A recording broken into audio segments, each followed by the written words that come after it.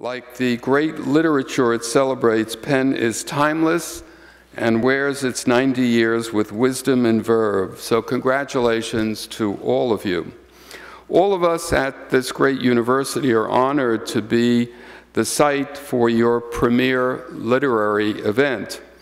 It is always a pleasure to be joined by my good friend Steve Eisenberg, who is out in space. Oh, there he is, Steve. As Penn's executive director, and I welcome your new president, Peter Godwin, who will be at the podium in just a minute, and certainly to good wishes to all of the honorees tonight. I thank all of you for your many contributions to broadening our understanding of the world, our imagination, our collective humanity. And I thank the Penn American Center for continuing to be a voice of free expression. CUNY is certainly proud to be your partner. We take special pride in our own award-winning faculty writers. Our faculty are active in our outstanding creative writing and journalism programs, including undergraduate degrees, master's degrees, PhDs, in creative writing, literary translation, and journalism, and centers and institutes and specialized programs across our campuses. Here at the Graduate Center, the Writers Institute enables writers to hone their craft with highly accomplished editors. And the Leon Levy Center for Biography is a hub for discussion about the art and craft of biographical narratives. So on behalf of all of us at CUNY, I welcome you to our Graduate Center and offer my warmest congratulations to tonight's honor award winners and to all of you who instruct us, entertain us, surprise us, engage us, and even mystify us with your writing. So thank you for being here tonight, and congratulations to all of you. So, I turn the podium over to Peter Godwin, your new president.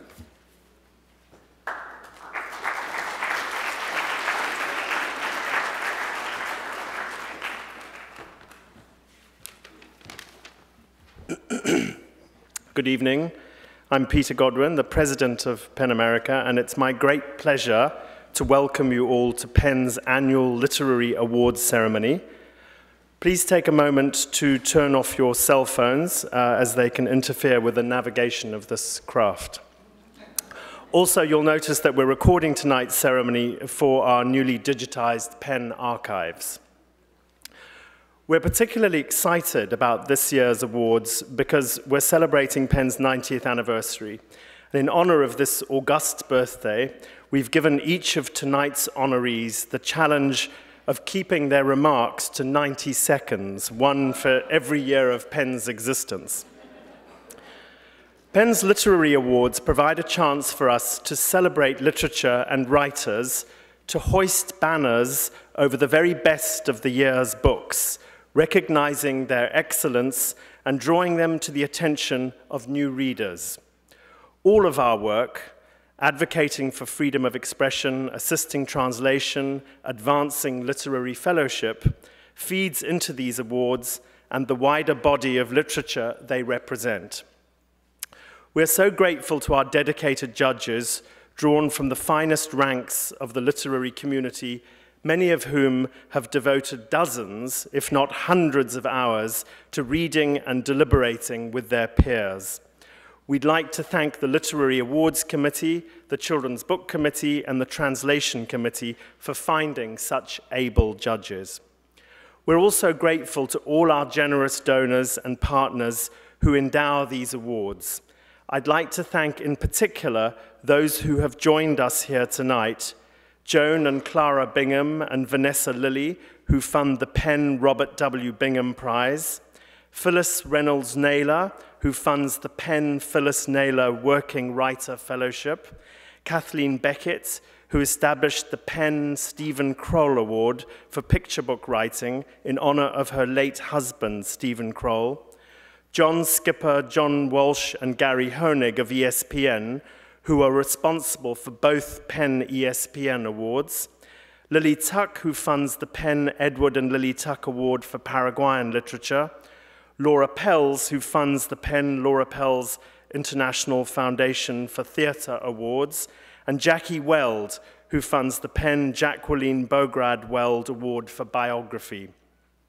I'd also like to thank the CUNY Graduate Center, Chancellor Goldstein and President Kelly, who once again very kindly donated the use of this beautiful space, and Bauman Rare Books, which has donated a gift to the winner of the PEN Laura Pels Theatre Award for a Master American Dramatist. I'd like to take this opportunity now to honor the memory of Michael Henry Heim, Professor of Slavic Languages and Literatures at UCLA.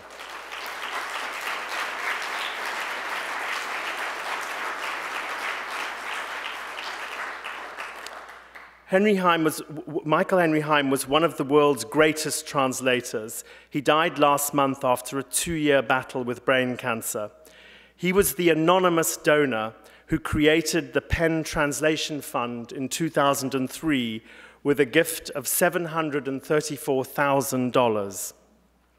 Over the past 9 years, the fund has awarded more than 100 grants to translators.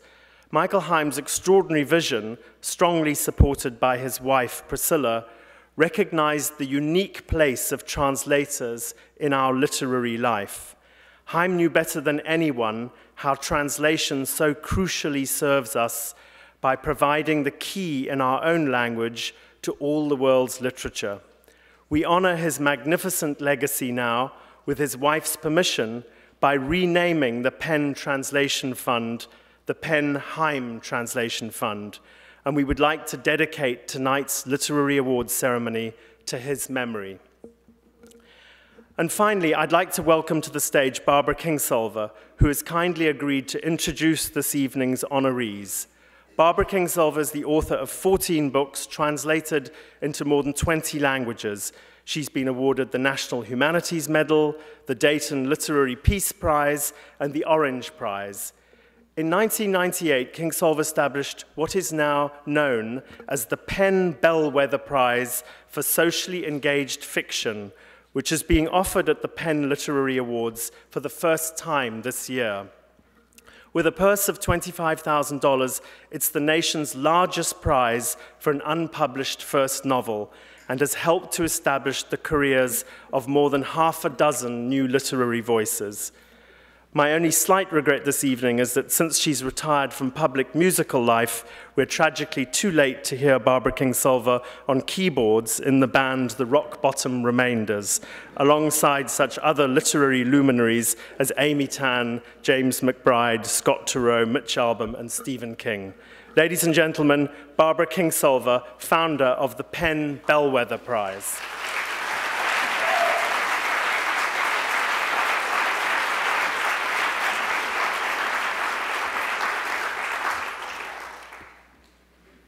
Good evening. This is a room full of heroes, including quite a few of mine personally. And I'll give you one example. When I was a teenager, I read approximately 100,000 novels, and 3 of those made me say, wow, I wish I could do that when I grow up. And one of those was the Book of Daniel by Mr. E.L. Doctorow.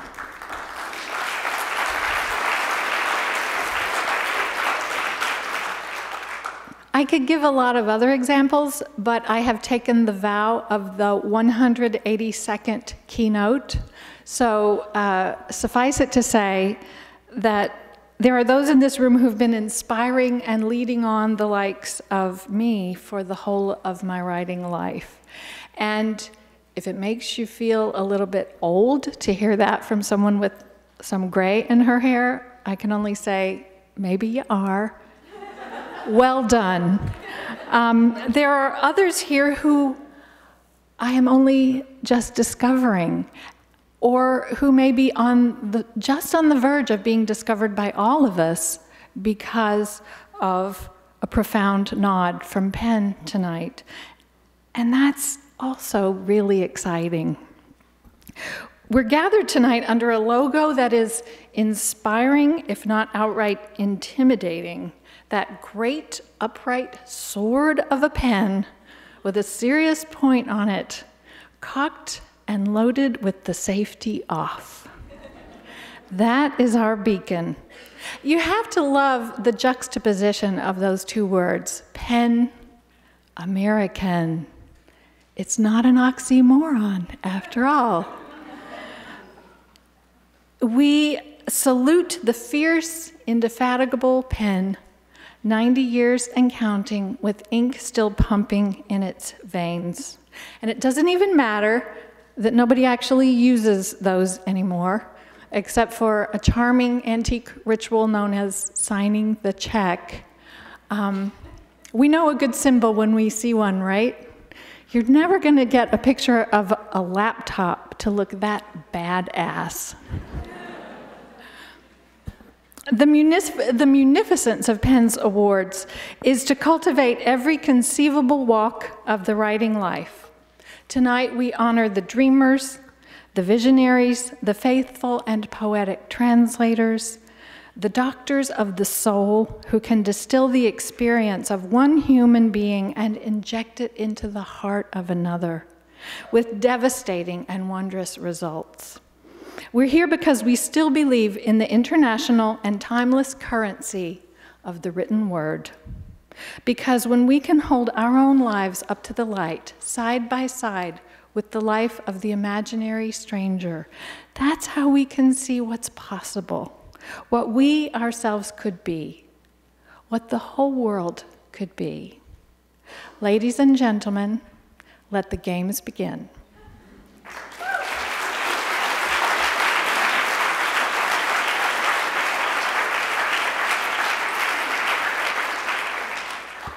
And as it happens, I have drawn the pole position. Now I'm a presenter of the first award, so start the debate clock over again, Bob. I get 90 seconds to present the Penn Bellwether Prize for Socially Engaged Fiction, founded by Barbara Kingsolver, which is me.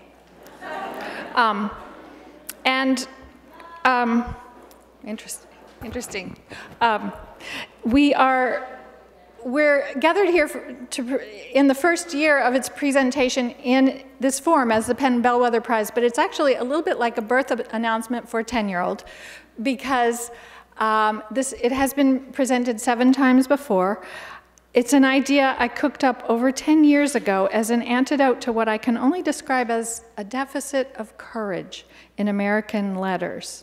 We have our heroes, as I said before, but I thought we needed more Nadine Gordimer's, more Chinua Achebe's in our country. Writers who are willing to look at the things that are falling apart and call them what they are.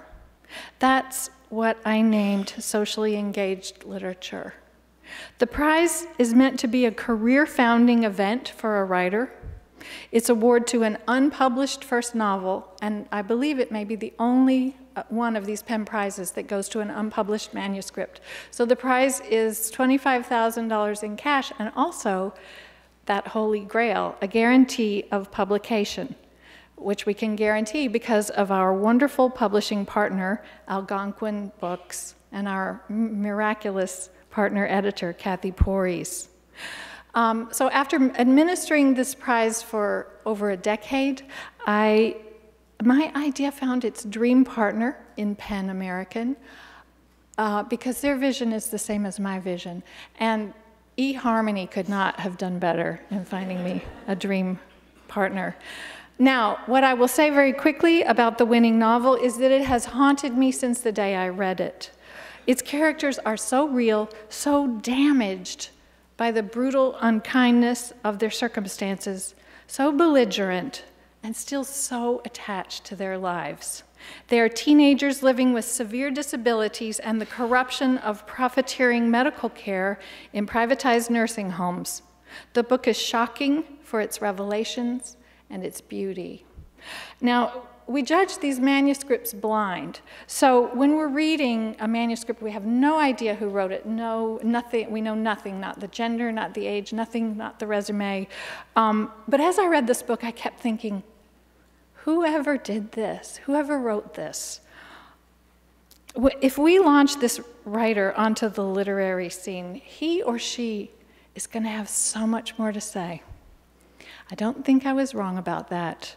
The book is Good Kings, Bad Kings. The author is Susan Nussbaum.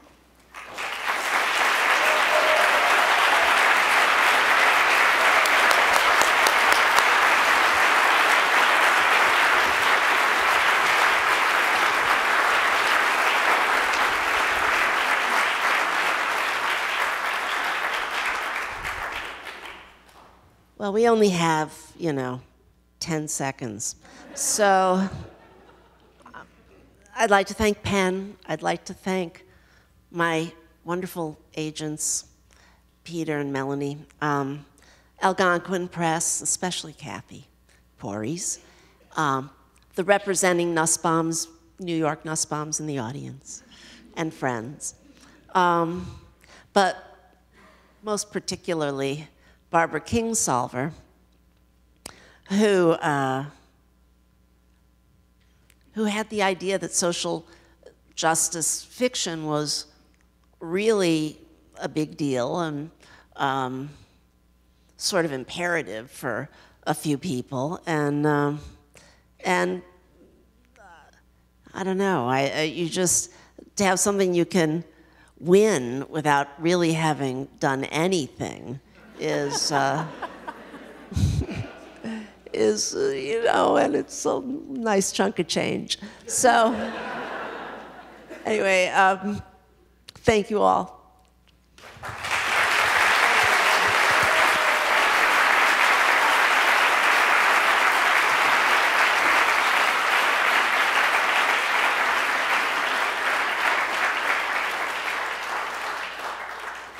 And by the way, she did something to win that prize. Those who are standing, please come down and take your seats. This is the perfect moment. Thank you.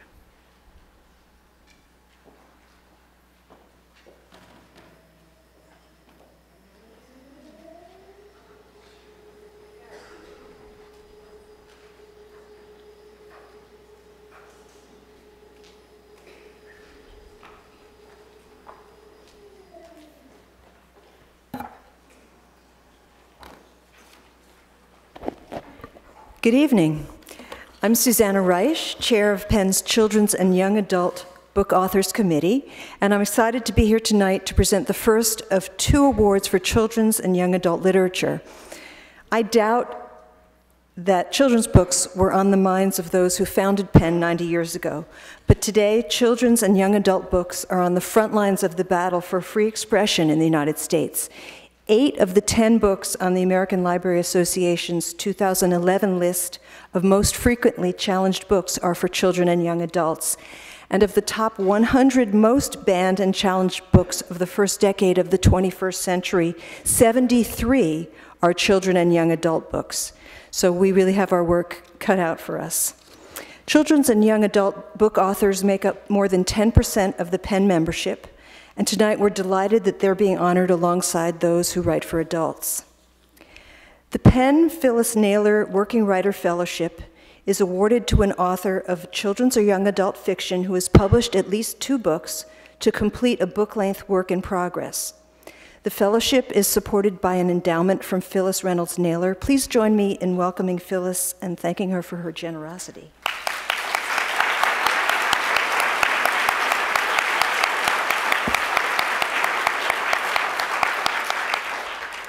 I'd also like to thank our judges, Daniel Handler, AKA Lemony Snicket, Lynn Miller-Lackman, and Neil Schusterman, all of whom are currently living in far-flung places and unfortunately couldn't make it here tonight.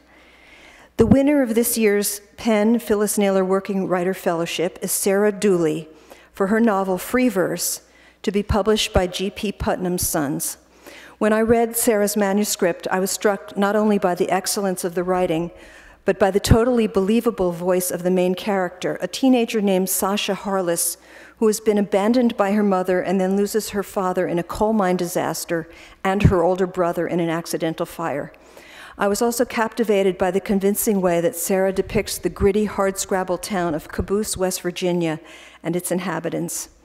As the judges write in their citation, free verse is exactly the sort of thing that we wish we saw more of in young people's literature, and Sarah Dooley is exactly the sort of author who needs and deserves this fellowship.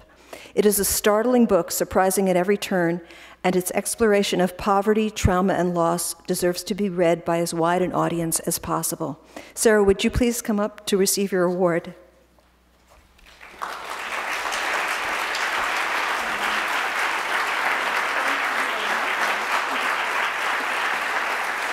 Thank you. Thanks. I'm completely overwhelmed by being in a room with so many amazing writers. What an amazing evening.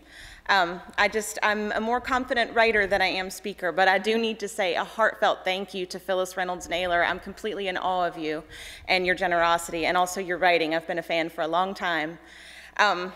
Thanks to the PEN American Center and the judges for their faith in me and free verse. I was thrilled that Lemony Snicket had read some of my writing. And I'm grateful to Liz Zabla for her support, and I'm also thrilled that Laura Langley and Stacey Barney and Jake Lilly are able to be here with me this evening. Thank you so much.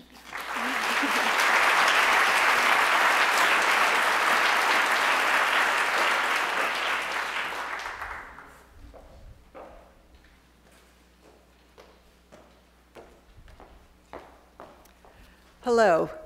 My name is Susan Cooklin, and I was one of 3 judges for the very first Stephen Kroll Award for Picture Book Writers. This award was founded by a bequest from Stephen Kroll to acknowledge the distinct literary contribution of picture book authors. Stephen was a former PEN trustee, co-founder and longtime chair of the PEN Children's Young Adult Book Committee. He was a caring colleague, a champion of the written word, and personally a very dear friend. Kathleen Beckett, Stephen's widow, is here with us tonight. Kathy, would you stand up, please? We can acknowledge you.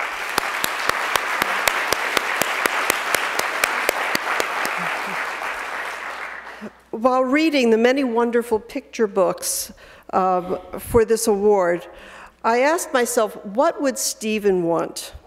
It was with great confidence that Never Forgotten by Patricia McKissack, one of our foremost writers of children's literature, is a book that Stephen would have chosen too. Set in West Africa in the 18th century, magical realism and art come together in a powerful, sad, and courageous tale of a boy kidnapped and sold into slavery. Neither earth, wind, fire, nor water are strong enough to save the boy from pale men with eyes like the sky, riding seabirds. Never Forgotten deftly answers the question, what happens to the families left behind in Africa? It is indeed a privilege to present Patricia McKissack and Never Forgotten with this award. Pat is unable to be here tonight, accepting the certificate and check on behalf of Patricia McKissack is her publisher and editor, Ann Schwartz.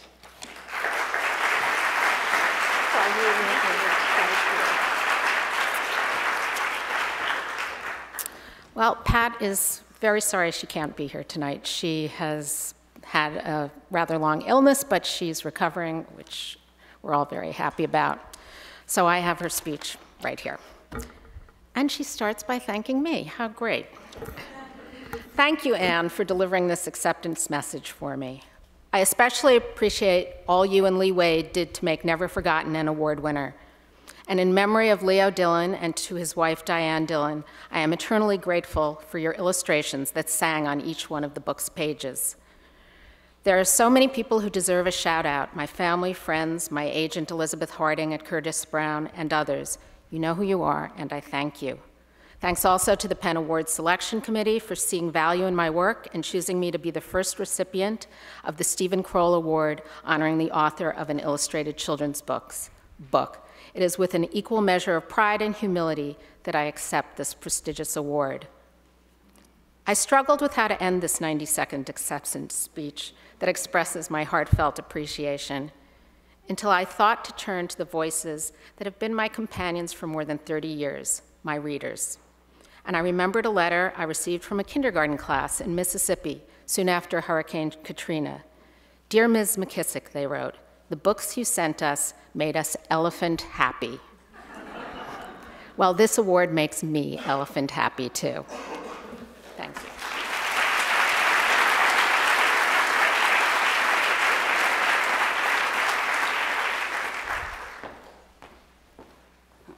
Hello, I'm Michael Moore. I'm the chair of the advisory board of the PEN Translation Fund. When the organizers gave me my marching orders for tonight, they told me to be short. For the record, I've never had a problem being short. I only had one demand, however, that I be given an empty chair.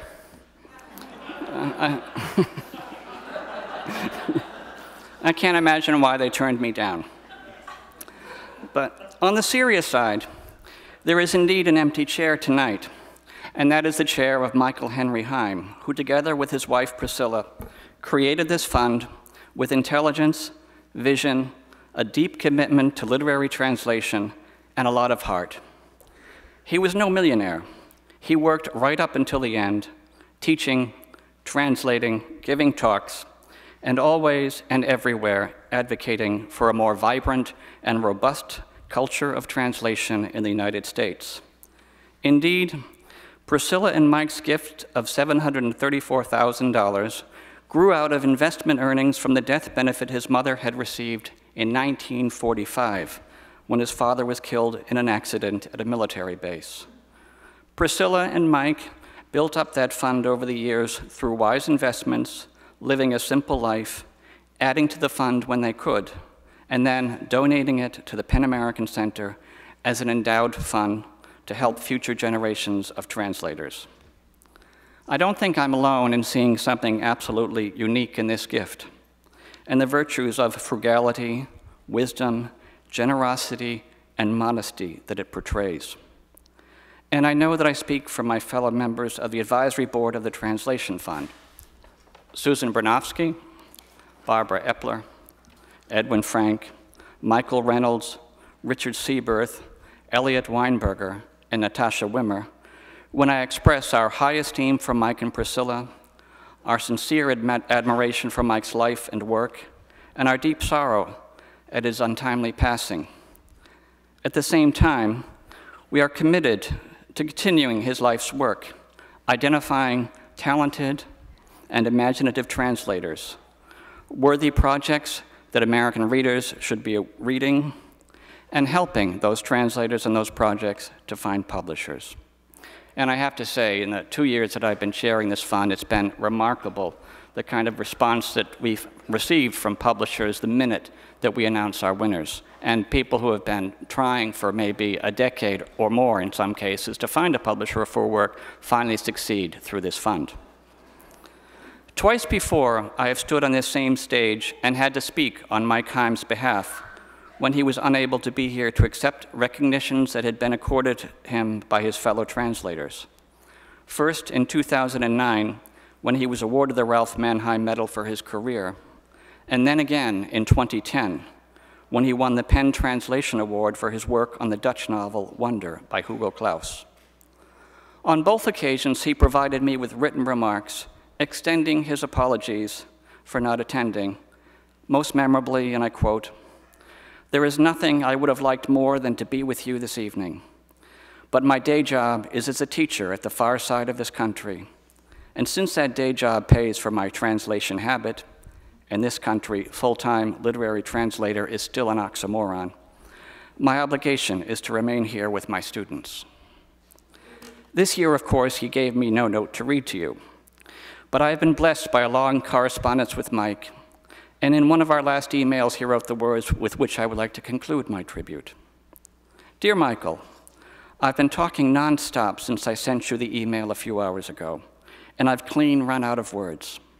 I'll have to wait till tomorrow morning to send you the text. It's in my mind, but in the kind of Benjaminian pre-verbal state that Benjamin would have us believe we all translate from, rather than the mundane Italian or Dutch or Japanese. Before giving you the names of this year's recipients of the Penheim Translation Fund, I would just like to add that Mike and Priscilla's gift also attracted the generous support of Amazon, which this year has once again made a donation of $25,000 that we gratefully acknowledge. And with that, I am honored to announce this year's winners, who as a group cover the broad variety of languages and literary genres that Michael Henry Heim promoted and practiced, and as individuals are conversant in the cultural, social, intellectual, and emotional lexicon and norms of both English and the language from which they translate. I would like to recommend that you all check out the pen.org web page for samples of their fine work, together with their personal remarks on what led them to the authors they have translated. I would also like to add that collectively they represent all of the nations and the cultures that were not mentioned in last night's debate. I am delighted that 9 of this year's recipients were able to attend tonight, traveling from as far away as San Francisco and Tokyo. After I have finished reading all your names, I would like to ask you to rise so that the audience can give you a well-deserved round of applause.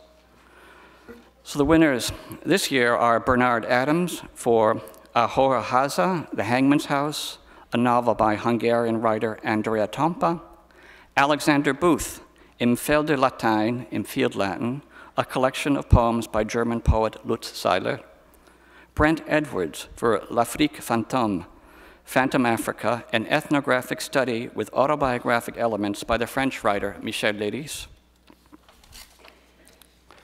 Joshua Daniel Edwin, Gloomerang, the first book by young German poet Dagmara Kraus; Musharraf Ali Farouki for Hoshruba, the Prisoner of Batin, an epic fantasy based on oral tradition by Indian writers Muhammad Hussain Jah and Ahmed Hussain Kamar from the Urdu; Deborah Garfinkel, Worm-Eaten Time, Poems from a Life Under Normalization, a collection of banned poems originally circulated in Samstat copies by Czech poet Pavel Schrut; Hilary Gully, El fin de lo mismo, The End of the Same, a novel by Argentine writer Marcelo Cohen; Bonnie Hui for Notes of a Crocodile, the groundbreaking queer novel by Taiwanese writer Qiu Miaojin; Jacqueline Pope, Hunger Pots, a collection of poems by Dutch poet Hester Knibbe; Matt Reek and Aftab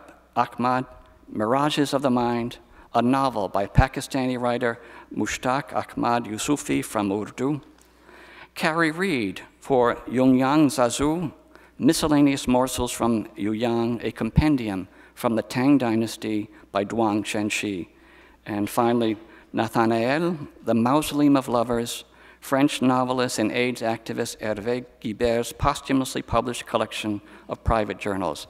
Guys, can you all please stand up so we can applaud your work?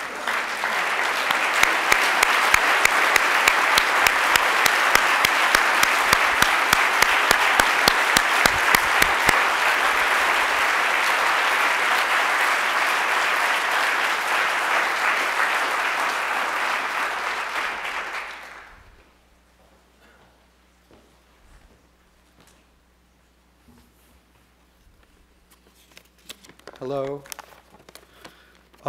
My name is Donald Breckenridge. I'm the fiction editor of the Brooklyn Rail and co-editor of In Translation.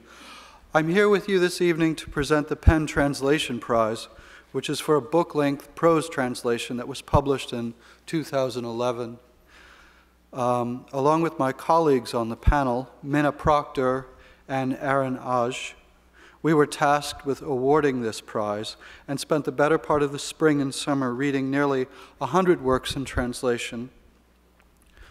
Dozens of those books were exceptional. 2011 saw the publication of an abundantly rich crop of fiction in translation, making this panel one of the most exciting that I've ever read for.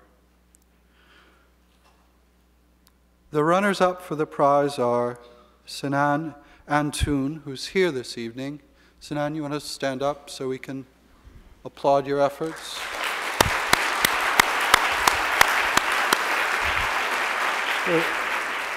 For his translation of In the Presence of Absence by Mahmoud Darwish, and Margaret Joel Costa for The Land at the End of the World by Antonio Lobo Antunes. The winner of the PEN Translation Prize is Bill Johnston for Stone Upon Stone by the Polish author Wacław Myśliwski. Bill Johnston's translation is seamless. He is, without a doubt, Myśliwski's voice in English, and Stone Upon Stone, which was published by Jill Skolman at Archipelago Books, is an absolute masterpiece. Please welcome Bill Johnston on behalf of PEN.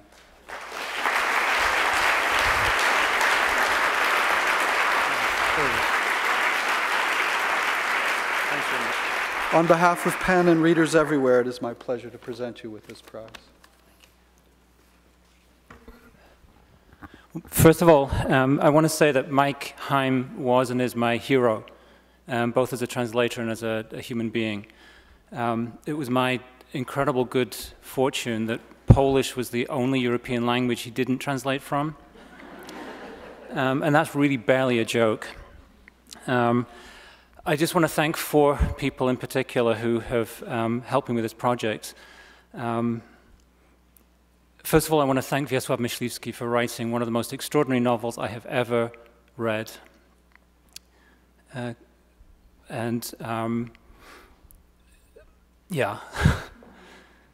Drogi Panie Wiesławie, chciałem podziękować z głębokości serca. I want to thank Jill Skolman, who took a chance on a 500-page novel by an unknown Polish writer, and it became Stone Upon Stone. I want to thank my mother, who was my first and dearest reader, and my dear friend AKP. Thank you.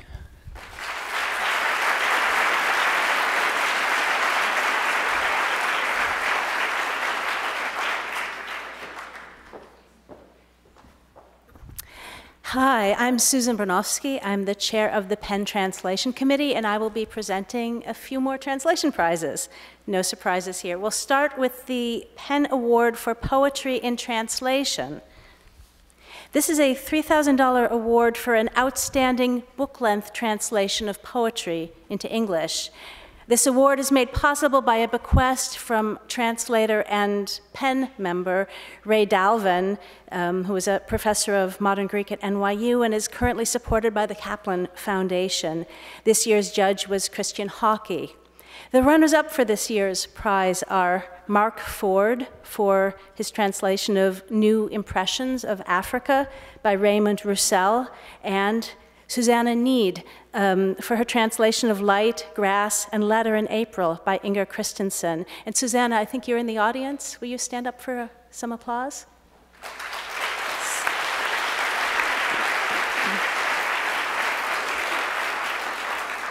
It didn't occur to me till I was up here that I'm pronouncing your name in the German way, and I don't know for sure that you do that. If it's Neid, we'll discuss later. And apologies in advance.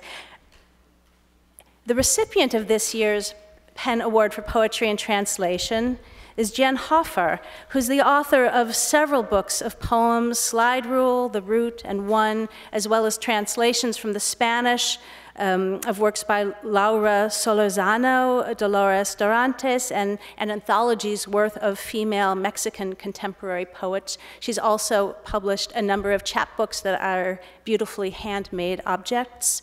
And I'm going to read an excerpt from Christian Hawkey's Laudatio for her. Miriam Moscano's Negro Marfil, translated by Jen Hoffer, is a small miracle of writing and translation. The book pushes toward a kind of productive, process-based dissonance where answers, materials are transformed into questions, lines of flight, and alternate modes of inquiry. The pleasure of Ivory Black is in its shades and shadows, how it articulates writing as a gesture, hovering between binaries, bodies, languages, modes of perception, and cultures. Jen.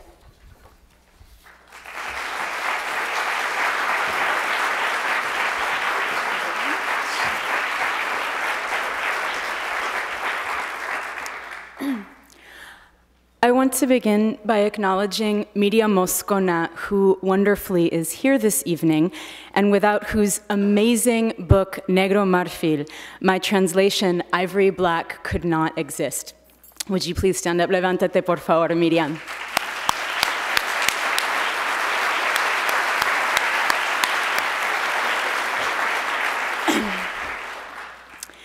In being honored with this award from an organization I have admired for decades, I am humbled and grateful and eager to get back to work, to use this recognition to make more space in the world for more translations, and to encourage people everywhere to read beyond our borders, whatever those may be.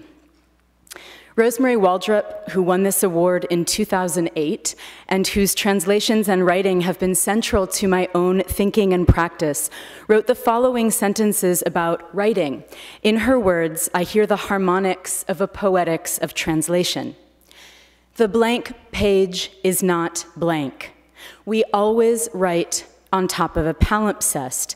It is a way of getting out of myself into what? An interaction, a dialogue with language, with a whole net of earlier and concurrent texts, relation, between. Before our book came out, Miriam and I were asked to write aesthetics pieces for a Les Figues Press anthology. Miriam's piece, titled La Naturaleza del Poema, The Nature of the Poem, consists entirely of sets of adjectives. In addition to translating her piece into English, I wrote a response titled The Nature of Translation, which consists of sets of nouns, adjectives, and adverbs. It ends with a very brief poem. The nature of translation, in the marrow, in the air. Itself represented is the thing nominal. It is the description of the thing adjectival. It is how the thing is described and represented, adverbial. Nominal, adjectival, adverbial effects on our language and interpretive capacities, which become a different thing in the marrow, in the air. Thank you.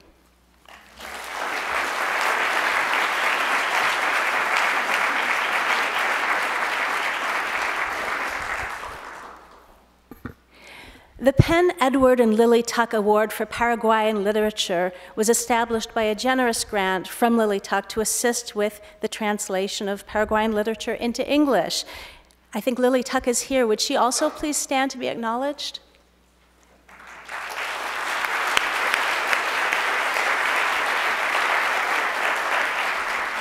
Thank you so much. This is an award that in alternate years goes to a Paraguayan author who's produced a work of quite some importance, and to a translator who translates Paraguayan literature. This year's award, which was selected by judges Gary Race and Nancy Festinger, is going to Delfina Acosta, a poet, short story writer, and journalist. The title of her, well, she's written 5 books, published 5 books of poems and 2 books of short stories and innumerable works of journalism.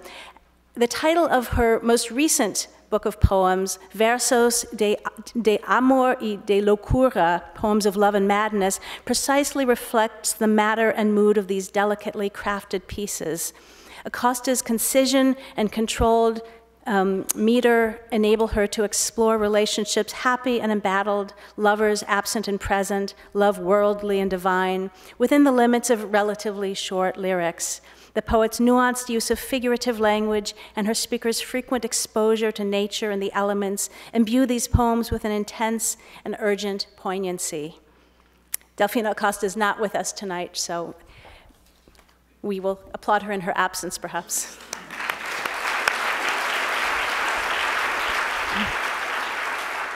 Finally, I will not be introducing the PEN Ralph Manheim Medal for Translation, but I will tell you that it's the most distinguished award PEN offers for translation. It's given every 3 years and is a lifetime career achievement award given to a translator whose career has demonstrated a great commitment to excellence through the body of his work. This award was initiated by funds donated by the late Bernard Malamud and by Guy Talese, and has received additional support from the family and friends of Ralph Manheim, himself a great translator who died in 1992. Presenting the award will be its first recipient ever from 1982, a very great translator, Gregory Rabassa, whose work I'm sure you all know, who helped explode the boom in the United States with his translation of 100 Years of Solitude, the translator of Julio Cortázar, Jose Lezama Lima, Margot Vargas Llosa, who is still putting out work at an age that I don't think it's my place to name. He published 2 translations this year of short novels by Jorge Amado, and it's my great pleasure to welcome Gregory Rabassa to the stage.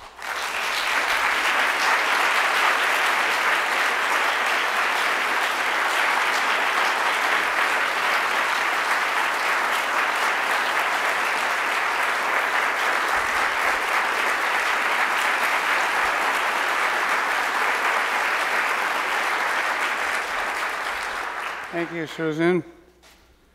I would like to share my birthday greetings for Penn with my own birthday greetings. It's a happy coincidence. I would also like to add my sadness and condolences for the loss of Mike Heim, whom I've known for many years, since he was both my student and my wife's Clem student when he was an undergraduate at Columbia.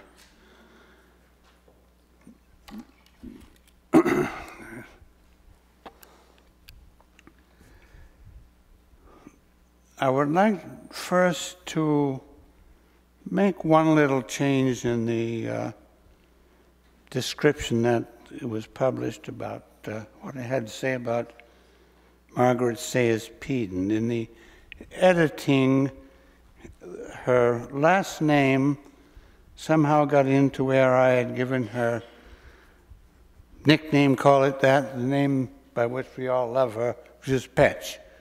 So if you will just go through your program and change, when you see Peden, change it to Petch. I think it will warm up the description more to the temperature I meant it to be. It's all there, what I've said. I've known her work for many years. I've known her for most of those wonderful years. And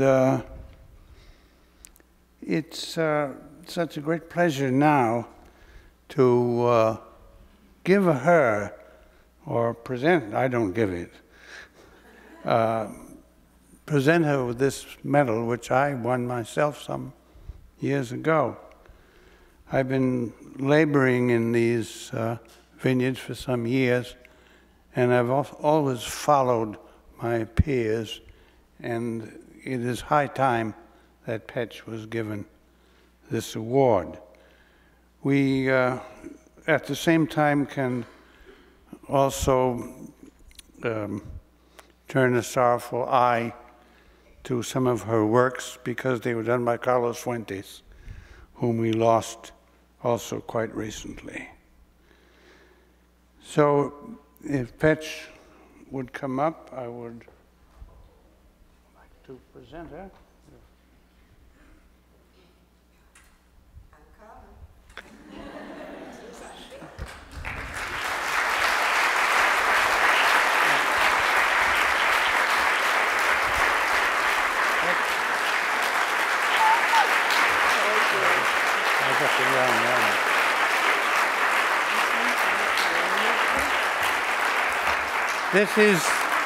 This is the medal that has rightfully been renamed the Ralph Mannheim Medal. I'm sorry also that Ralph couldn't stay with us long enough to see it named in his honor. And with it also goes a certificate. And I think that this medal shows that Penn, over these years, is probably the literary institution that has done more for translation in the wider world of books than any other group. I don't mean to demean the various translation associations because that's their business. But PEN has gone out of its way to take good care of translation. And I think that's very good for us who translate, and even more so for those who do read what we try to do. That's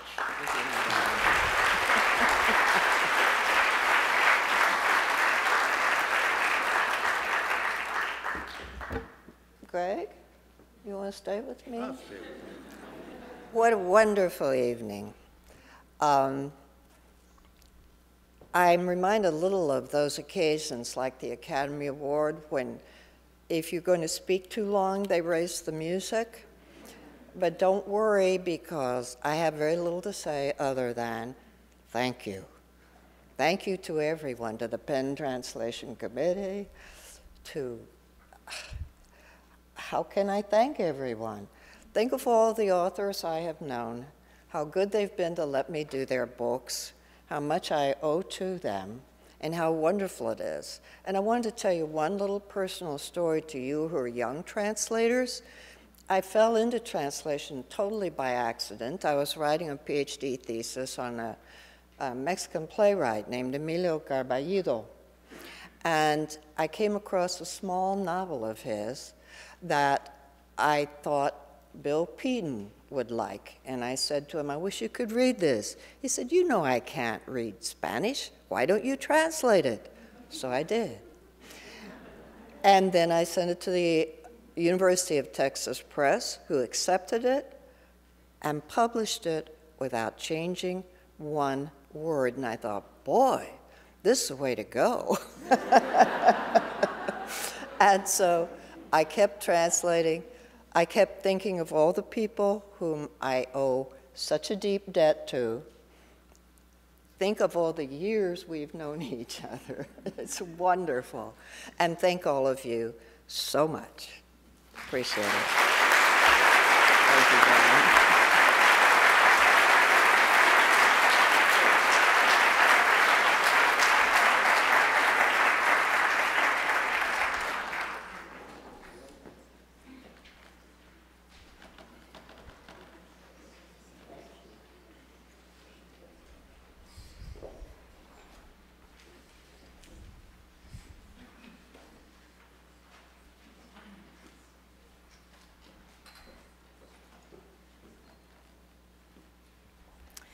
Hello, everyone. I'm Davis Sobel, and I'm here to present the PEN E.O. Wilson Literary Science Writing Award.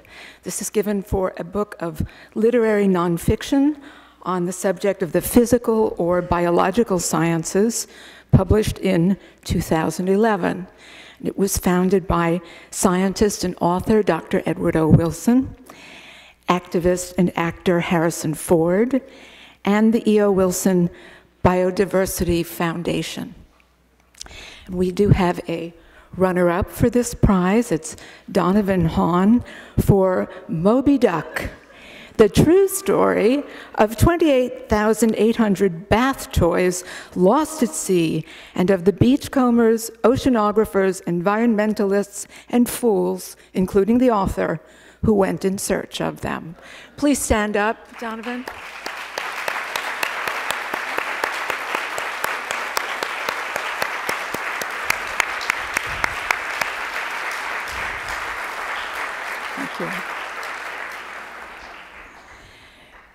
The winner of this year's PEN E.O. Wilson Literary Science Writing Award is James Glick for his book, The Information, A History, a Theory, a Flood. Please come up, Jim.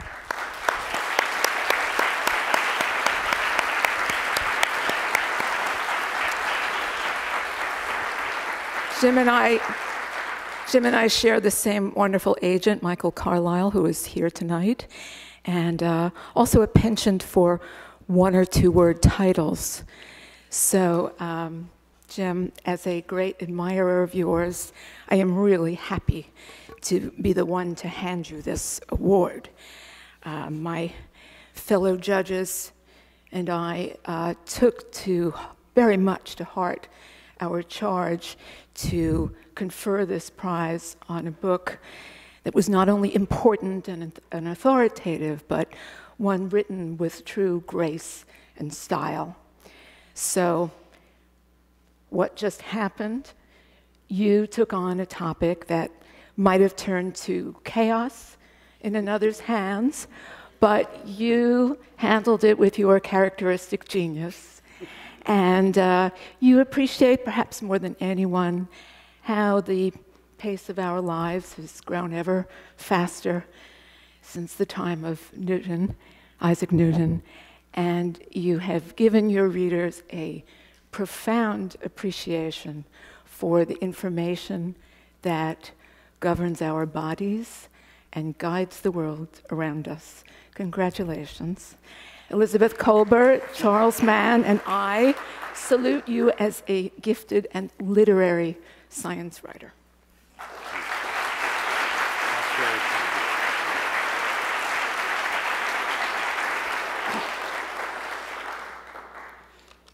Unlike E.O. Wilson and so many other distinguished science writers, I'm not a scientist even remotely. For that matter, I'm not even really comfortable with the idea that I'm a science writer, not to look a gift horse in the mouth or anything. But in one of Wilson's books, he quotes Einstein as follows: "It's a wonderful feeling to recognize the unity of a complex of phenomena that to direct observation appear to be quite separate things." We don't have to be scientists, I don't think, to recognize that feeling or to strive for it. So thank you, Deva, and the other judges, Charles Mann and Elizabeth Colbert. Thank you, people of Penn. I particularly want to thank my agent, Michael Carlisle, and especially my editor, Dan Frank, who many of you know is one of the greats of the industry or art, venerable and endangered, that we call book publishing. Thank you.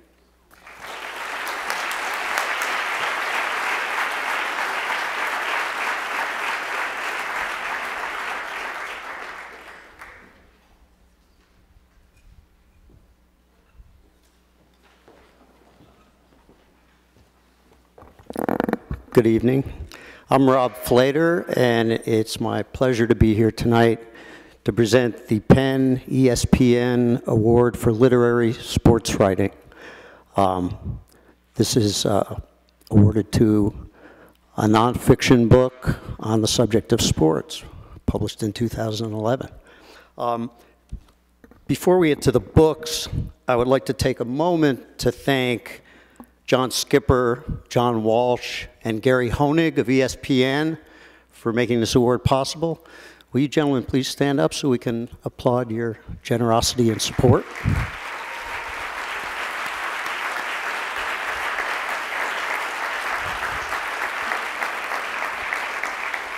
Thank you, Jenna. There were many worthy candidates for this award, of course. My fellow judges and I agreed that 3 authors of exceptional books should be singled out and honored as runners-up for this prize. And they are John Casey for Room for Improvement, Notes on a Dozen Lifelong Sports, Kostya Kennedy for 56, Joe DiMaggio and the Last Magic Number in Sports, and Rob Ruck for Raceball, How the Major Leagues Colonized the Black and Latin Games. Will the authors please stand and let us recognize your extraordinary work?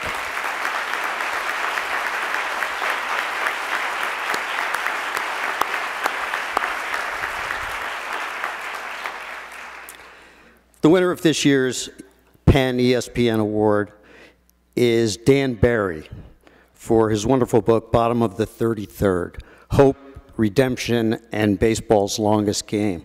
And in the spirit of trying to keep to the 90-second rule, I will just read a couple lines from the judge's citation for this book, with which I wholeheartedly agree.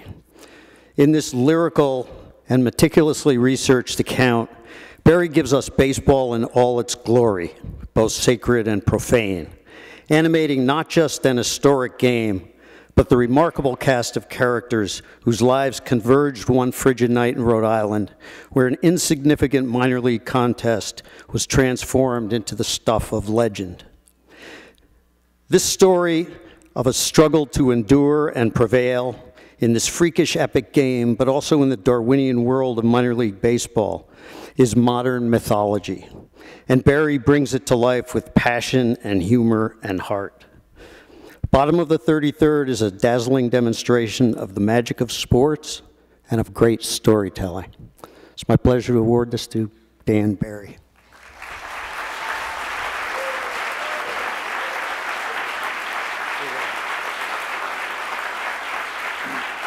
Thank you.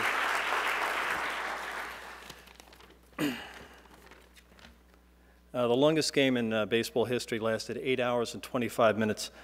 This speech will be much shorter, the equivalent to 3 balls, 2 strikes, and a couple of foul balls.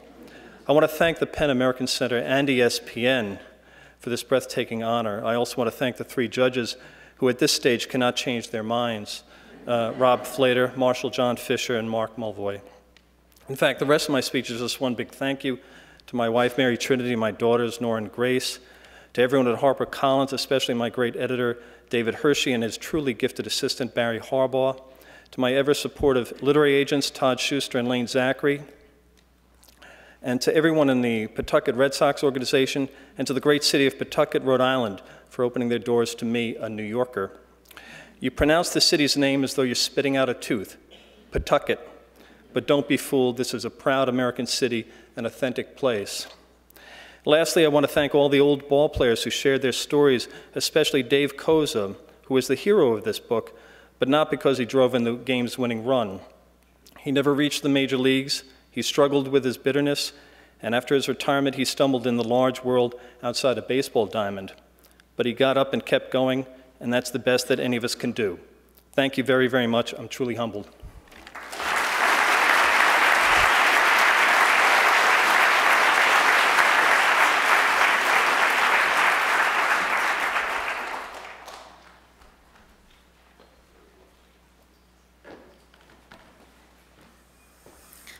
Hello, my name is Daphne Merkin. It has been an honor to serve as a judge this year on the Biography panel, together with Blake Bailey and Honor Moore. I'm here tonight to present the Penn Jacqueline Bograd Weld Award for Biography for a distinguished biography published in 2001. The award was established by Rodman L. Drake, and I believe Jacqueline Bograd is here tonight, I was told. Oh, please stand up.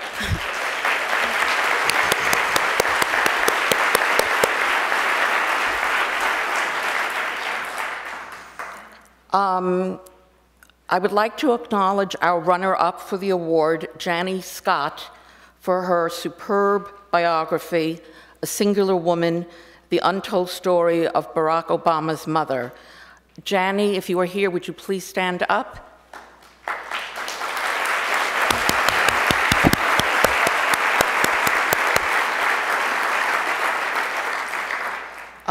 Finally, I'd like to offer congratulations to our final choice, the winner of the award for the category of biography, Robert K. Massey, for Catherine the Great, Portrait of a Woman.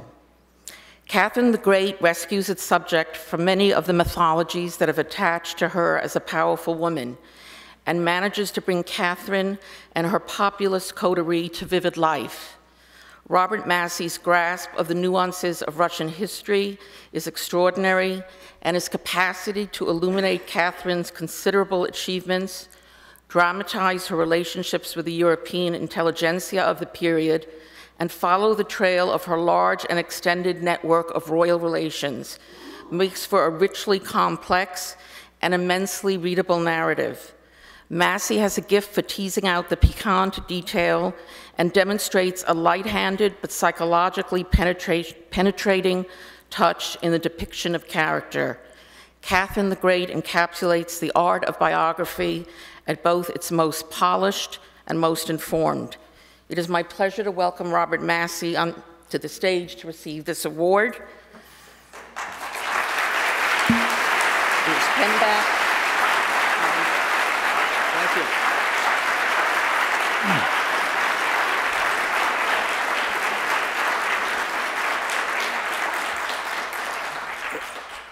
Thank you, Daphne. And thank you, Honor Moore and Blake Bailey, and my old friend Alice Quinn. I don't have the Academy Award fumbling for a list. I'll just say I will also want to thank all the people at Random House. My great editor, who retired just a year and a half ago, Bob Loomis, whom I think of as one of the great men of publishing, and I hope there are, and I have genuine basis of believing that there are people who will replace Bob. I, for example, have a wonderful new editor, Jonathan Jow. I don't know whether Jonathan's here. But I take a very long time to write books, and Random House has been very generous and patient in keeping my family afloat. Somebody once said to me, as I've been going around talking about Catherine, well, Massey, you seem to have fallen in love with this woman. Well, no, really. Biographers don't fall in love with their subjects. I mean, otherwise there'd be no biographies of Adolf Hitler and Joseph Stalin, but they look for something, a subject they can admire and spend a great deal of time with. And that's my relationship with this extraordinary woman. I have been surrounded all my life by strong women, 2 good wives, and 4 daughters of varying ages.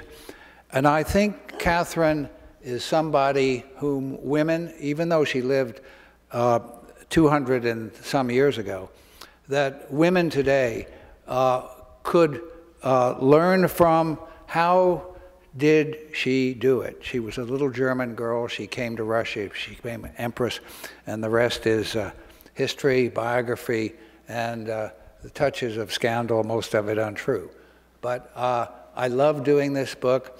I missed my friend Catherine when it was over, and I am very, very grateful to PEN, an organization to which I've belonged for many years, and I've actually worked with PEN very closely when in the years I was president of the Authors Guild. Together, we represent the best, some of the best in American culture, and it's very, very, very important. Now, we don't know what's going to happen 2 weeks from today, but it's very important that we stick to these organizations, these principles. And I am delighted and honored to be in the company of so many writers, translators, poets, and so forth. Thank you.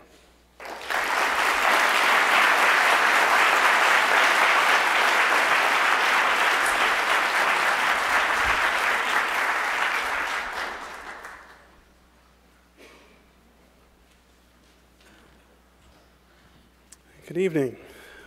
My name is Gregory Pardlow, and it's my great honor to serve as the chair of the Open Book Committee. And it's my particular honor to present the Open Book Award this evening, which is given to an exceptional work of literature by a writer of color published in 2011. It's supported in part by the Rochelle Ratner Fund. And we have a couple of runners-up, which I'm pleased to acknowledge as well. The first is Water Puppets by Quan Barry, and the second is Oil on Water by Helon Habila. The winner of the award is Siddhartha Deb for The Beautiful and the Damned, and you have in your program a very great description of the award, or of the book itself, and I'd like to share a couple of things, my impressions of the text. Deb's prose delivers such nuance, and it's rendered in such high resolution that it stymies the vernacular. Simple narratives of progress are of little use here. Though Deb has merely dared to search for truth in the company of power, The Beautiful and the Damned is a provocative and radical text revealing a global India in a global marketplace where corporations obscure the lives of individuals and individuals aspire to a corporate-style branding of the self. My honor to present you, Siddhartha Deb.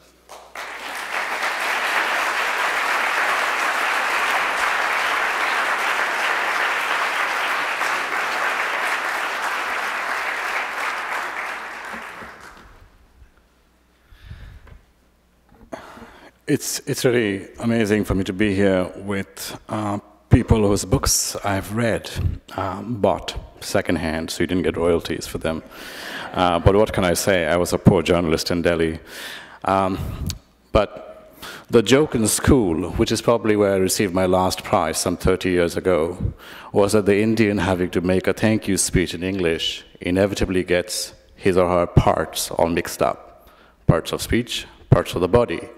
Gets them all mixed up, either from sheer ineptitude or from native canniness at having to speak the master's language. It is never clear which.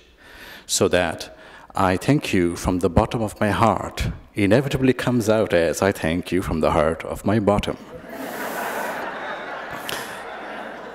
I shall refrain then from saying too much. But I would like to say that I am deeply grateful to all those I've named the acknowledgements. You know who you are, some of them are here. To PEN, and especially the judges, whom I would like to thank for honoring my work and for sending the signal to others that the issues it engages with, like poverty, inequality, and injustice, are worth writing about now more than ever. Thank you very much.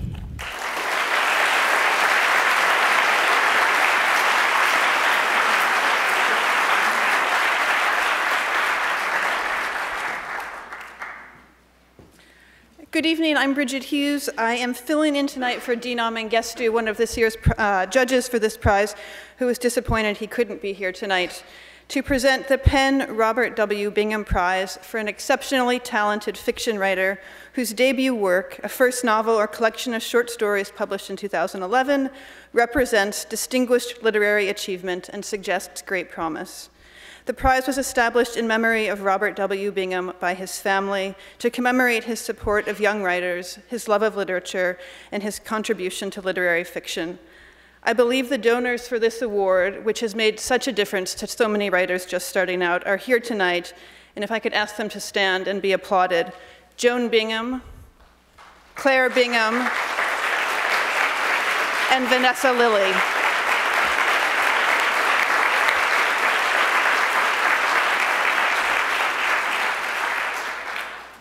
If I could also ask the runner-up of this year's prize, Ben Lerner, for his novel, Leaving the Atocha Station, to stand and be recognized.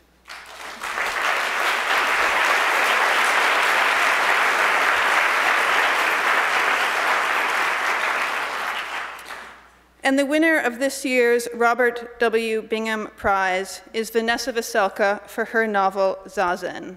And I'll just read a few comments from the judges. When practicing Zazen, the disposition of our mind should be to see without being marred by what we see.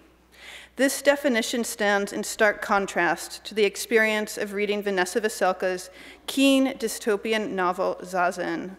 We can't help but be injured and destabilized. A lyrical, incisive, nervy book, Zazen tackles counterculture hipsters, geology, Buddhism, consumerism, terrorism, veganism, family drama, and, above all, love. In doing so, Zazen brings to the foreground the most fragile aspects of living the 21st century life, and how, in the end, we as a society can become the very thing we fear. It gives me great pleasure to welcome Vanessa to the stage and present her with this prize.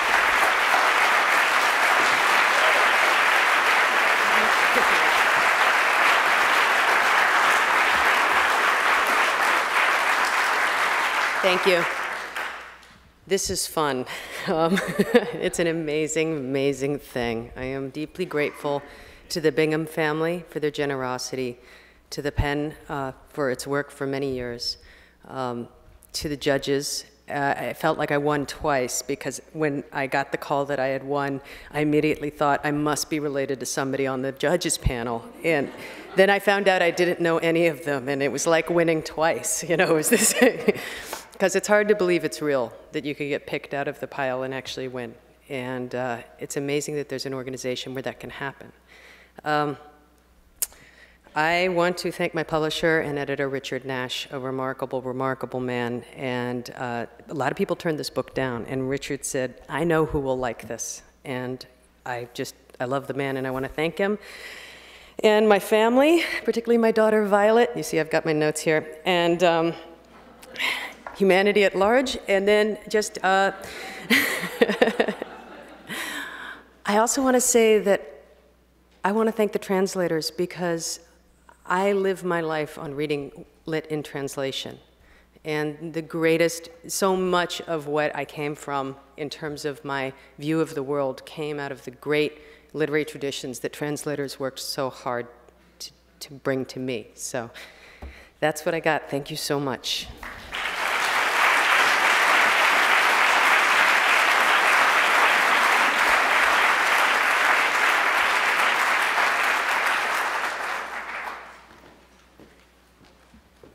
I'm Ruth Reichel, and I'm here to award the Penn Diamonstein Spielvogel Award for the Art of the Essay. It was revived this year in 2011 after a 5-year hiatus, and it aims to preserve the dignity and esteem that the essay form imparts to literature. The award was founded and is sustained by Barbara Lee Diamonstein and Carl Spielvogel. The runners-up for the award are Andre Aciman for his lovely, moving, and very poetic Alibis essays on Elsewhere. Mr. Aciman is here. Would you please stand up? It is a beautiful book.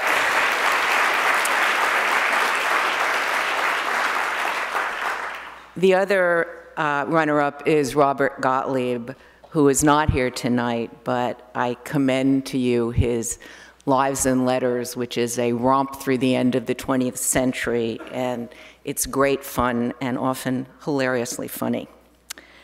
But the winner of the award is Christopher Hitchens for Arguably, which is astonishingly wide-ranging, provocative, and an enormous volume. I think that every literate English-speaking person is aware of Christopher Hitchens' range, passion, and mastery of the language. But reading through this volume so soon after his death was, for me, a wrenching experience. He was a master of the art of the essay, and reading Arguably, you realize how much we will be missing. Hitchens was deeply provocative and occasionally, more than occasionally, infuriating. But his was a voice that demanded attention. He had the ability to take a subject that you thought you knew very well and show it to you in an entirely new way. We jurors kept talking to each other about specific pieces, discussing them in such minute detail that at one point, about halfway through the process, Janet Malcolm was moved to exclaim, "When we're finished, we'll be able to pass an exam on the writing of Christopher Hitchens." To which I replied, not a bad thing. For the essay in Hitchens' hands is alive, well, and ringing with passion. After immersing myself in this book, I now find myself looking at books, events, and people, and wondering, what would Hitchens have to say about that? And then feeling truly bereft that we will never know. Christopher Hitchens' widow, Carol Blue, and his agent, Steve Wasserman, are here to accept on his behalf.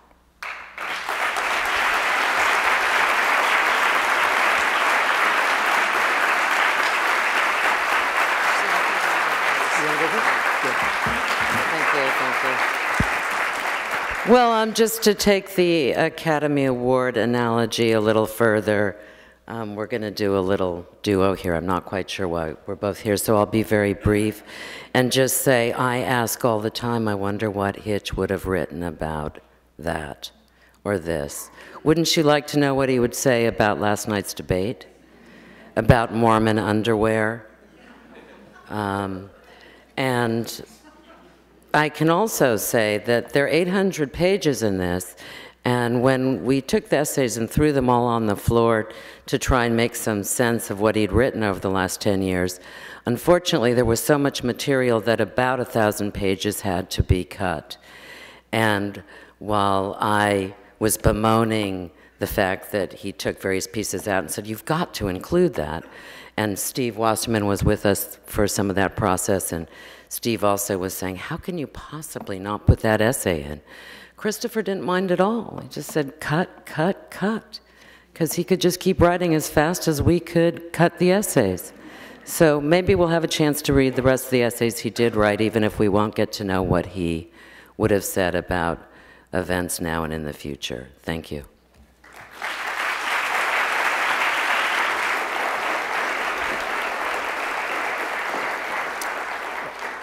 Described as his literary agent hardly begins to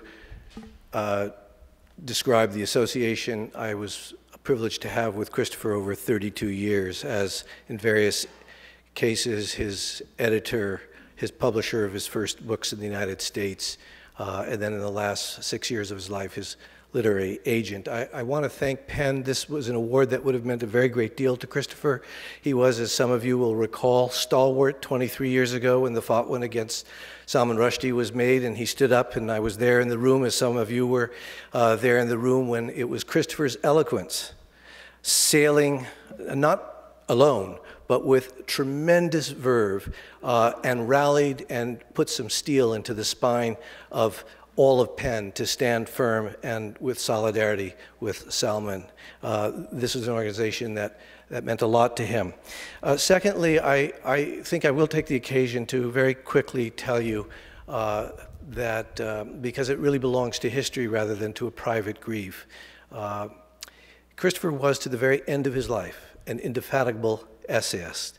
And in Houston, as he lay dying, he gestured in that room the day before he expired for a tablet of paper to be placed in his hands, and it was.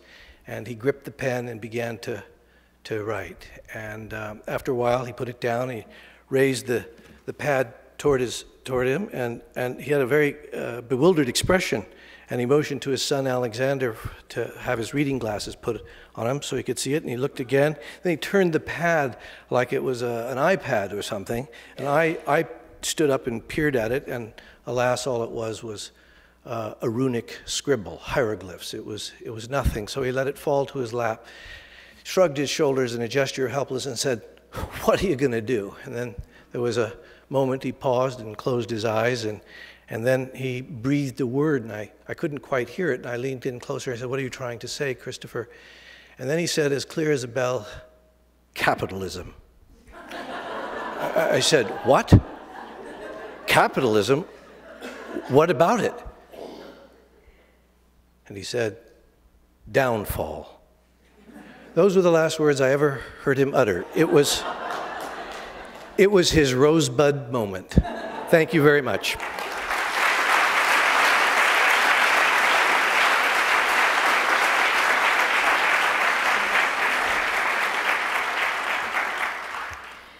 I'm Alice Quinn, chair of this year's Literary Committee, and I'm going to be presenting the Penn Laura Pels International Foundation for Theater Awards.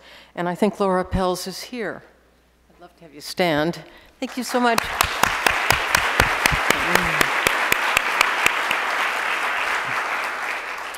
The judges this year were Robert Brustein, John Lahr, and Stephen Wadsworth. The first award is for Master American Dramatist, which recognizes overall excellence in the American theater. The winner is Christopher Durang. Chris, you're going to be receiving a limited edition of the Satyricon, wait a sec, by Petronius, the subject of a wonderful novel by Jesse Browner called The Uncertain Hour. That was the selection of your friend Tom Lynch, the wonderful set designer who was the judge last year. Obie Award winner and Tony-nominated Christopher Durang is a prolific playwright whom Robert Brustein has described as an angelic choir boy with poison leaching through his writing fingers. Durang's warm-hearted sense of disgust has turned itself on the Catholic Church, Russian literature, and American musicals, among other subjects. His satiric voice and confrontation of taboo issues has won over the public and professionals alike. His voice and contribution are tonic, original, and compelling. I'm going to read a letter from Sigourney Weaver.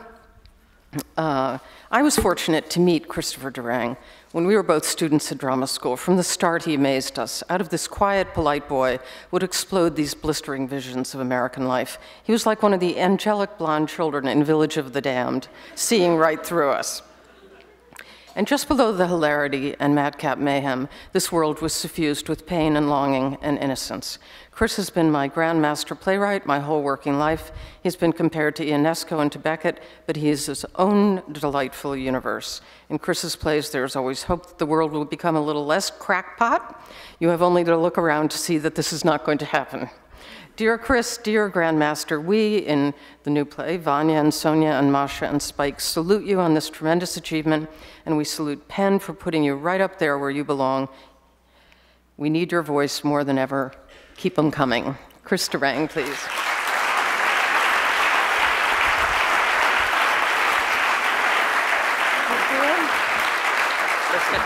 And this is the book is the gift of Bauman Rare Books. Thank you so much to Penn, and thank you for this wonderful book and this honor. I must say, when I heard that the award is Master Playwright, I felt very delighted, and I have been trying to explain it to my dog, but he doesn't really react. I would like, though, to I would like to thank the judges, but I do want to especially mention Robert Brustein, who I'm sorry couldn't be here tonight. When I look back, early encouragement is so important. And when I met Sigourney at Yale School of Drama, Robert Brustein was the dean of the school and also the artistic director of the Yale Repertory Theater. And I had been encouraged as a child by my extended family, which is wonderful, but they were also troubled and lots of arguing and things that never got solved. And I went into a depression in college, and I started to wonder if I really had any talent at all, because I thought, well, my family thinks I'm good, but they're crazy. And in fairness to them, they were partially crazy and then partially not. So when I got into Yale School of Drama, I was very happy to get in, and I thought to myself, I want to see how I'm received here, because I just don't know what I'm meant to do exactly. And I was I put on a show at the Yale Cabaret. Sigourney and I were both in it, and Robert Brustein, the dean, came to see it and came backstage and raved about it. And then a couple of years later, he produced a play of mine, co-authored with Albert Inarado, called The Idiots Karamazov. And so basically, he presented 3 of my plays at Yale School of Drama, at the Rep. And then when he moved to American Repertory Theater, he produced more. So I just wanted to thank him, and early encouragement is so wonderful. I would also like to thank my agent, Patrick Herold. I'd like to thank my wonderful friend, Marcia Norman, who I co-teach with, and she's here and is an inspiring person and wonderful friend. And I'd also like to thank my partner of 26 years, John Augustine, who is a wonderful companion. So thank you all very much.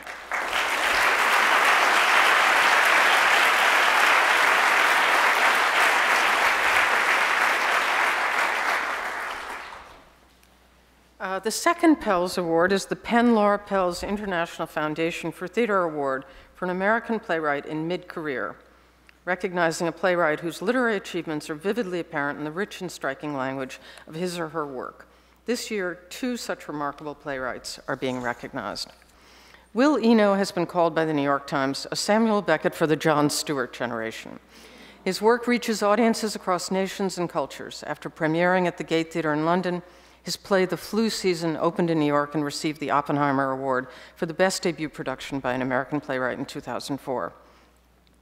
Eno's most widely celebrated work, Tom Paine, Based on Nothing, was a finalist for the Pulitzer Prize in Drama. He's a Helen Merrill Playwriting Fellow, a recipient of the Guggenheim Fellowship and Edward Albee Foundation Fellow, and the first ever recipient of the Marion Seldes Garson Kanin Fellowship by the Theater Hall of Fame. In his letter of recommendation, Edward Albee wrote, "Will Eno is one of the finest younger playwrights I've come across in a number of years. His work is inventive, disciplined, and at the same time wild and provocative. His ear is splendid, and his mind is agile." Will.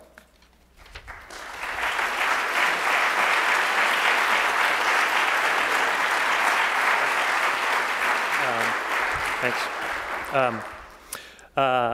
Ever since I was a little kid, the word career has connected itself to this crazy image of a car barreling down a road with parts flying off of it and the driver's hands off the steering wheel and smoke pouring out of the back.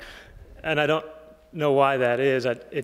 I in fourth grade, ridiculously read a book about the English aristocracy, and it had a sentence in it that was, the headstrong horse careered off the track and through the privet hedge. But so given my understanding of the word, to be in any way mid-career is a particularly vulnerable moment. So I'm so grateful to have been given this sign of encouragement and acknowledgement, along with half of a prize by the PEN organization. PEN is I think it's the international body of PEN is the oldest human rights organization in the world, and I think that's a beautiful thing to be, and a beautiful thing to be the oldest one of. I have 30 seconds. Thank you.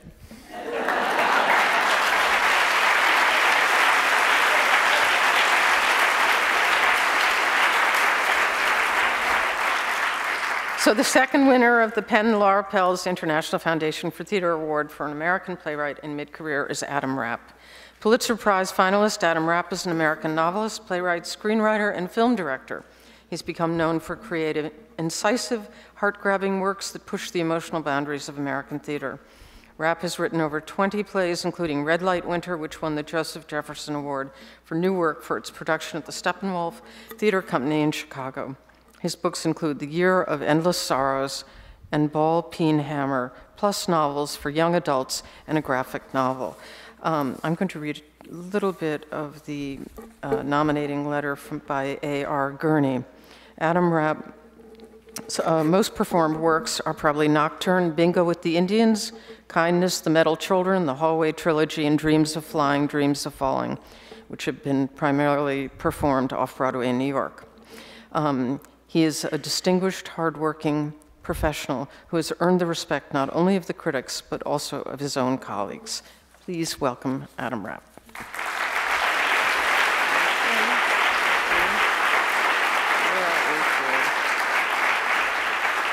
think I heard Will too. Thank you. I just want to say thank you to PEN and the Laura Pels people and the judges. It's incredibly encouraging to get something like this. I think anyone who's in the theater for very long and is trying to make a career of it knows that it's fraught with lots of ups and downs, and sometimes the downs can be tough. And something like this is incredibly encouraging. And I look at it as a kind of promise that I have to keep trying and to try to get better. And it's so inspiring to be in this auditorium with all these authors and other writers and playwrights who I admire. It's especially gratifying tonight because Marcia Norman and Chris Durang are here, who mentored me when I was younger and trying to make it as a playwright, and I was struggling, and they both said things to me and wrote to me in ways that were incredibly meaningful and kept me at it. So thank you very, very much, and it's also an honor to share it with Will, whose work I admire very much. I also wanted to thank Mark Subius, my agent, who keeps pushing me to keep trying, and this is a really nice night, and I hope we all have a nice night later.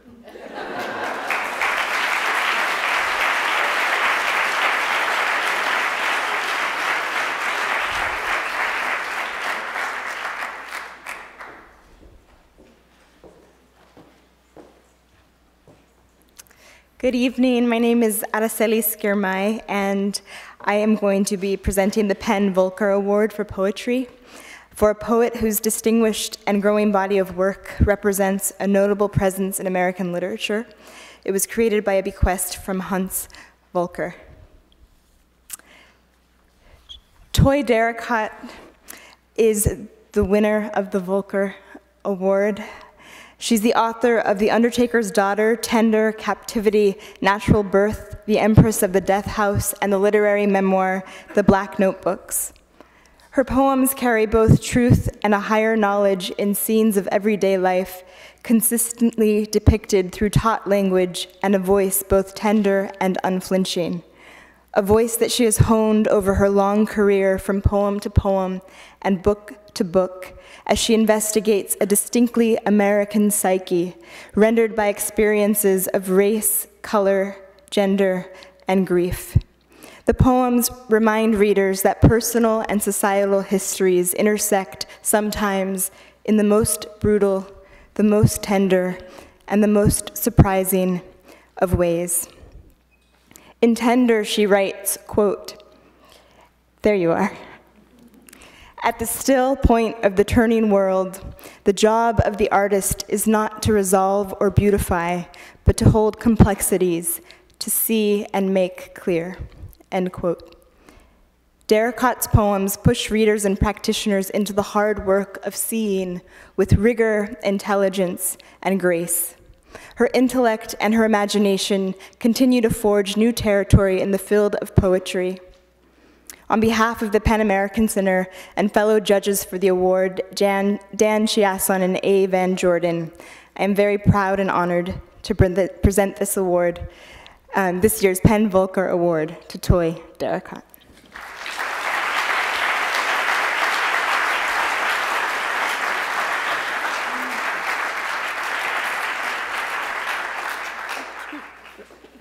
Wow. I cannot express the joy and gratitude I feel to PEN at having received the PEN Volcker Award for Poetry. At this point in my career, it means so much to have my life's work understood and validated by the judges, poets whose work I respect so much. This particular award helps me to know that what I've been trying to do for 50 years as a poet makes sense. Thanks to my family, especially Brian Weller, my partner, my son, Tony Derricotte, and my grandchildren, Elliot Derricotte and Cameron Blue Derricotte. And to the Kavikanam family, in particular, Cornelius Eady, Carolyn and Sarah Micklem, and Allison Myers. You don't just write a book, you live it. And so this book began about 50 years ago with the birth of my son. I am grateful to all those who have supported my work throughout these years. Thank you.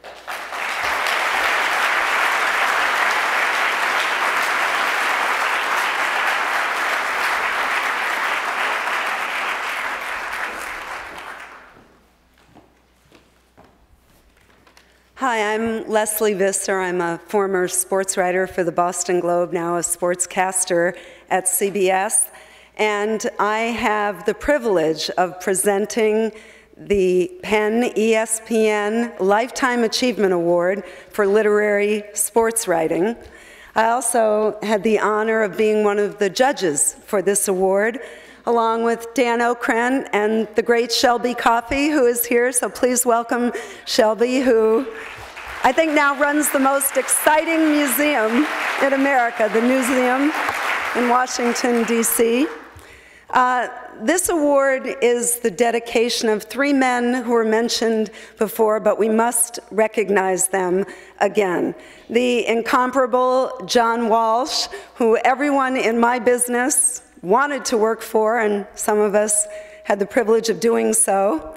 The great John Skipper, the president of ESPN, who came out smart and hungry out of North Carolina, Chapel Hill, as Peter Gammons and Kirk Kirkpatrick always reminded me.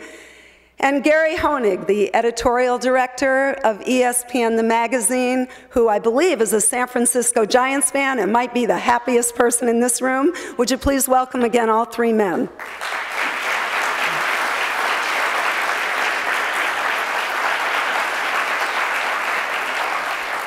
Our winner tonight is a fabled, near mythical man who's given us books and bylines and wit and elegance for more than 60 years.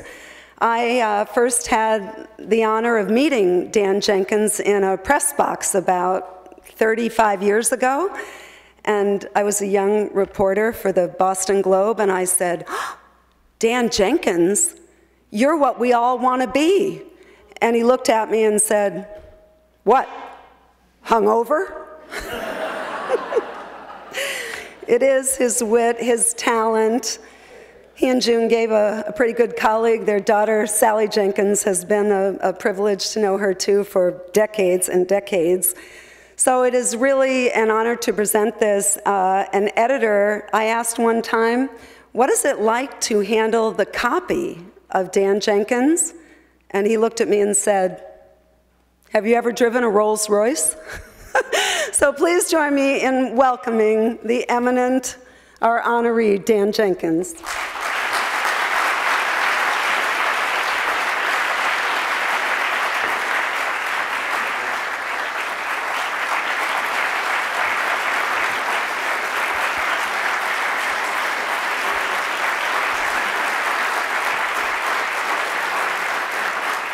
Thank you, Leslie, and the other two people who were silly enough to vote for me for this award, and thanks ESPN and Penn, of course.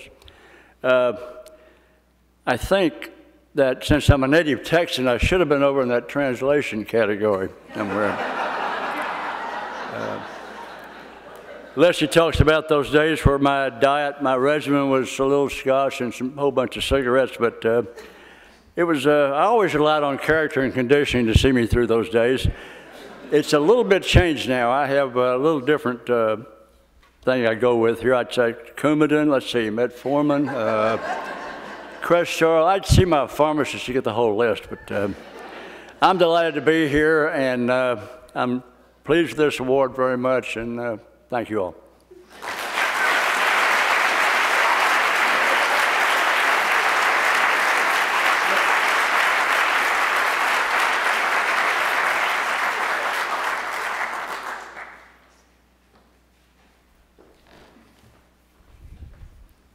Good evening. I'm George Saunders to present the Penn Saul Bellow Award for Achievement in American Fiction. This award was created with the cooperation of the estate of Saul Bellow and is sustained by the generosity of Michael Moritz and Harriet Heyman. It honors a writer whose body of work places him or her in the highest rank of American literature. As Don DeLillo and Jennifer Egan and I worked together, we came to understand the award as honoring a lifetime of intense, sustained, and escalating achievement. With these criteria in mind, we unanimously, enthusiastically, and with a real sense of awe, selected E.L. Doctorow as its recipient. Over E.L. Doctorow's remarkable career spanning 45 years and 16 books of fiction, his great topic has been, in Don's words, the reach of American possibility, in which plain lives take on the cadences of history. Each book creates and sustains its own unique and necessary language. Because Doctorow is, first and foremost, a master stylist. His sensitivity to language is perfectly balanced, Jennifer Egan wrote, and complemented by a gigantic vision so that on every level, the work is powerful. Doctorow is also an incredibly brave writer. He articulates our American darkness as well as any writer ever has, our hubris, our greed, our occasional stupidity around race and class. But this awareness of darkness vibrates alongside a deep optimism, a fascination with the beauty and genius of the American experiment. The reader feels the books as great technical accomplishments, yes, but more so as accomplishments of spirit, of artistic generosity, acts of love, really. Love of nation, love of actual phenomenon, of mankind, of a human being's constant and renewing freedom, even in the face of history. His prose tends to create its own landscape, is how Don put it, and to become a force that works in opposition to the power of social reality. Dr. O is a national treasure, and I mean this in a very specific sense. He has rewarded us these 45 years with a vision of ourselves as a people, a vision possessed of what I might call aspirational verve. He sees us clearly and tenderly, just as we are, but also sees past that to what we might, at our best, become. We salute him and we thank him for his courage, his playfulness, his fire, for reminding us with every book that language is infinite and essential. What an inspiration and an astonishment to see how much beauty can be made by one wonderful artist. Please join me in congratulating the great E.L. Dr. O.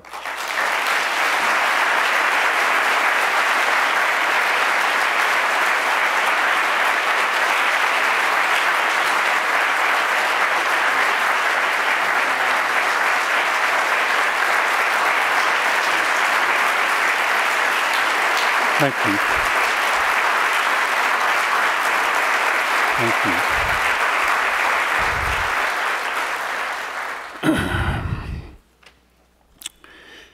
I'm the last one here this evening. I thank the judges for this wonderful citation. You know, an award conferred by one's fellow writers is particularly meaningful. To have the regard of one's peers is perhaps the most gratifying aspect of this strange profession. Somehow we're all in this together, one book answering another, and the young writer being most responsive to the generation immediately preceding. And thus, for example, when as a graduate student I read Bellow's The Adventures of Augie March, it was with a sense of empowerment that this could be done, that writing was freedom, that there were no rules but those you made up as you went along, and that words were music. So this is another reason to cherish the Bellow Award that it has been given his name.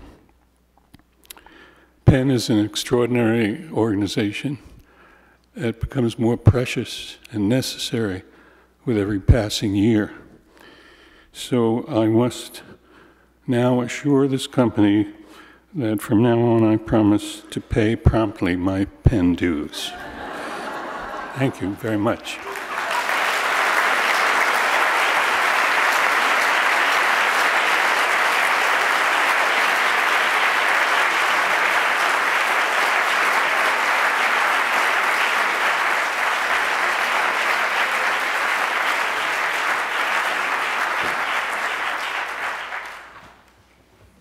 I'm Stephen Eisenberg, the Executive Director of PEN.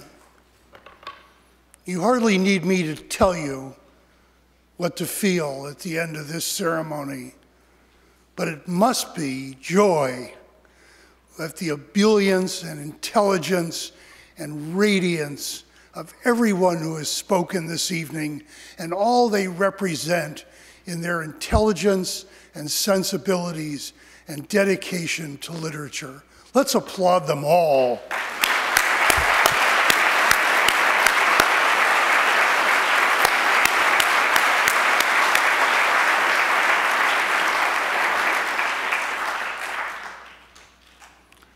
We conclude tonight on a note of gratitude, and that'll involve some repetition. But what's wrong with thanking twice?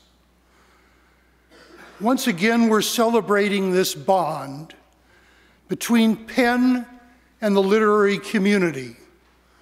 The very nature of this ceremony exemplifies that relationship as we end another year, one highlighted by the celebration of the PEN American Center's 90th anniversary.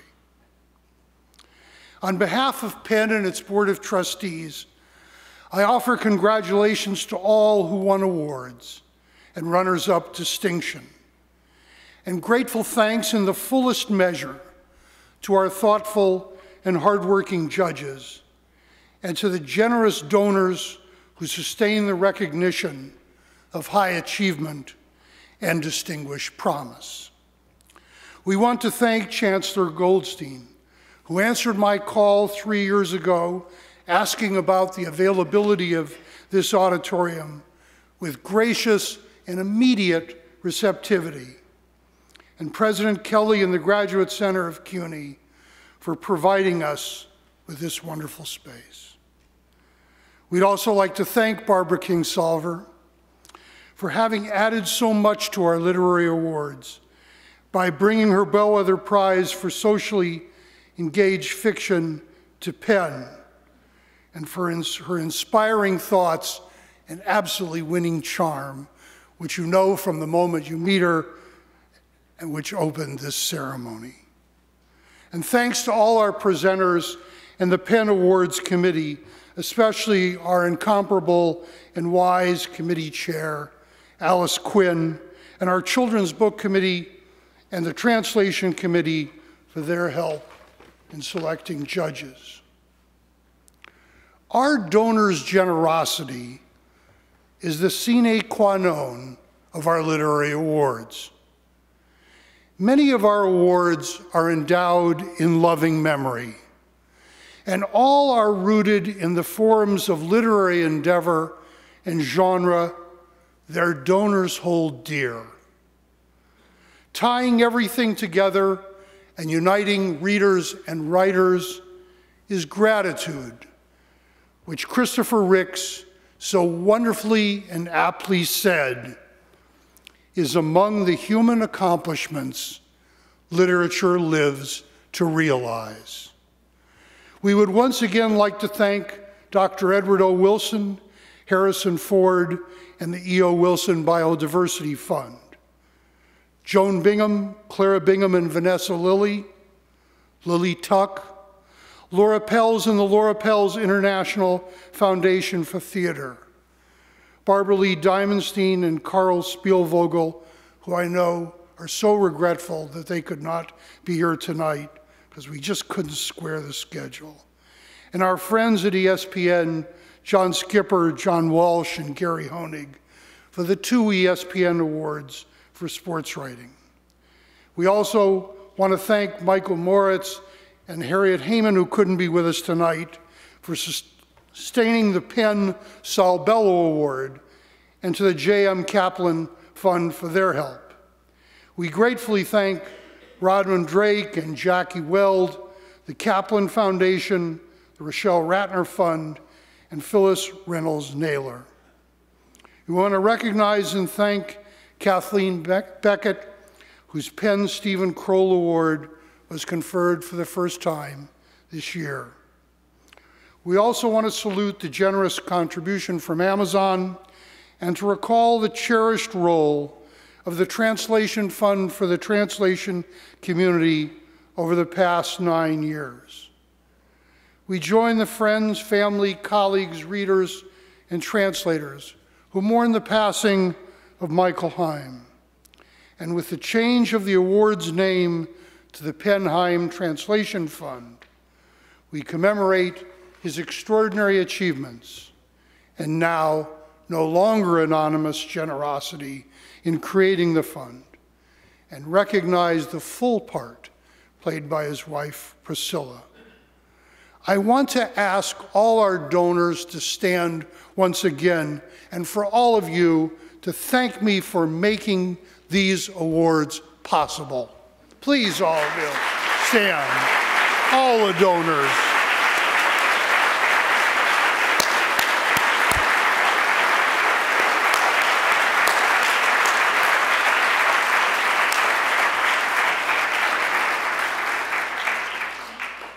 As I walked out of the office tonight, the packages had begun to arrive because we have just opened the call for submissions for the 2013 awards. It's a treadmill. Please visit our website, penn.org, for information about next year's awards and for excerpts from published and new work by this year's honorees. And not so by the way that in December we will unveil our upgraded website, rich in archival material with new agility and access on behalf of advocacy. This is a very big thing for us, and we're going to stand fully in the center of the electronic universe as much as we do the printed universe. PEN was founded on and remains guided by devotion to two principles: the protection of free expression and the promotion of literature. Our mission has been shaped by these cherished values over the course of 90 years, and those values will remain our touchstones. Our mission is supported by the impassioned work of the literary community and your presence here tonight. We thank you for this loyal and sustaining support. Last, a salute of thanks and appreciation to the PEN staff, whose professionalism and dedication are signatures of PEN's energy and purposefulness. And tonight, especially, to Paul Morris and Jasmine Davey, our team on Literary Awards and Membership, for their graceful diligence. You know what it takes to put one of these things together.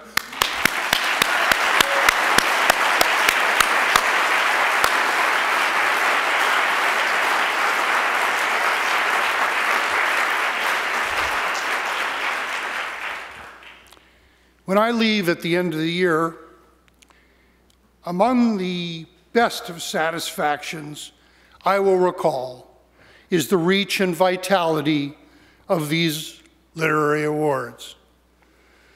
Or as a wag might put it, I will be able to look back at binders full of PEN literary awards.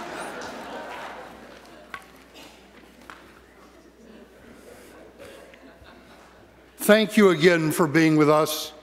Please remain in your seats so the honorees may exit to the lobby, where some will be going to the library, some will be going to the lobby, some will be going to the lavatory. All, indeed, will wind up at the reception, where you will have an opportunity to congratulate them. You can also buy copies of their books from the bookseller who's set up outside. This concludes our ceremony. See you next year.